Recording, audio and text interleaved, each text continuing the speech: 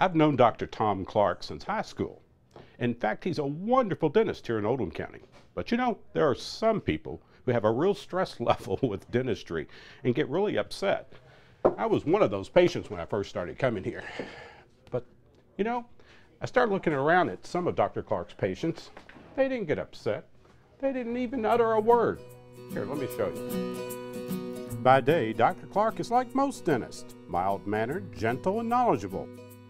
But on his day off, a bite from one of his patients takes on a whole new meaning. Okay, the situation that we have with this animal is it's broken about probably a quarter of an inch or 3/8 of an inch of the tip of his right maxillary canine off. This resulted in an exposure of the pulp tissue and nerve tissue inside the tooth. Subsequently, this gets infected. And when it gets infected, the infection can spread up into the jaw of the animal, and they can get actually quite sick from it. And in some instances, it is life-threatening. So what we will do here is we're going to open the canal up and expose the interior of the tooth. And we'll be using some instruments called reamers to actually clean out the interior of the tooth and get it nice and clean. And then after we've done that, we will obliterate it with some filling material. Yeah, Dr. Clark is a fabulous resource to our zoo. He's been helping us for decades, going back to the 1970s. Dental health is an important part of overall health, and it's teeth play a very important function. And when animals have broken teeth or infected teeth, there's pain there. Infection can lead to systemic problems, so it's important that they have a healthy mouth. All right, we're done. Yeah. Come here a minute, Bob. Let me show you something.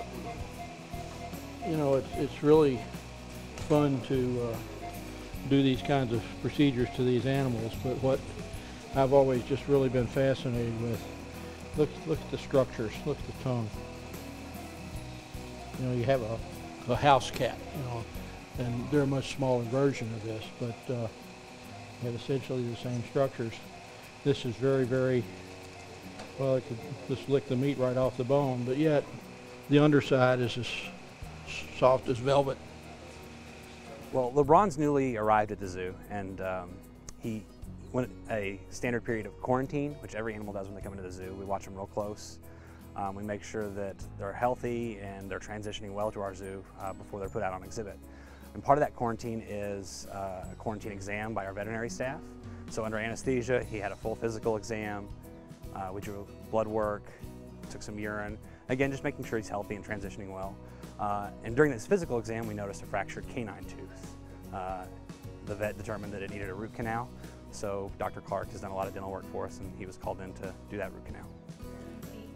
What we're doing here, we're recontouring the tooth. It's been root canal, so we can reshape it. It's impinging down on the lower jaw in between two teeth, and it's created a periodontal situation. So we're going to reshape this tooth and eliminate that as a driving force behind the condition down here. Most of what we'll be doing would be just reshaping the teeth in this case. There's not any open wounds or anything like that that need to be taken care of. So it'll go pretty quickly.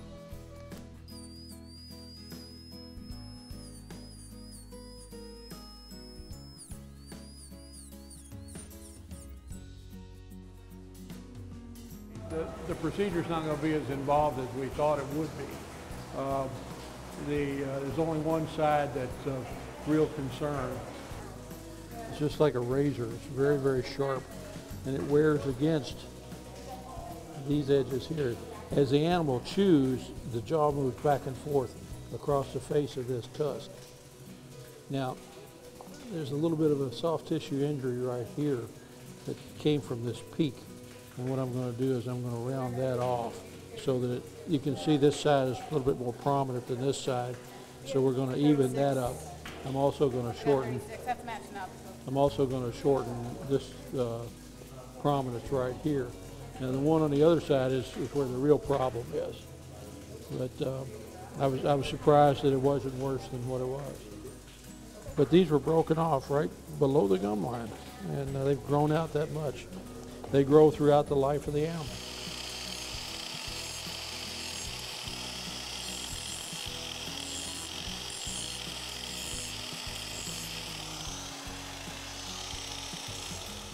What we know about dentistry and how it works in the animal arena is couched in the human model.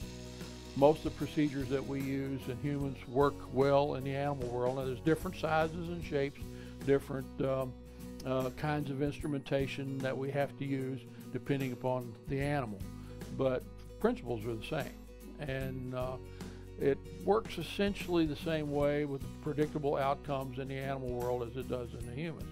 The parallel is what we know about physiology and medical things with humans is couched in the animal model.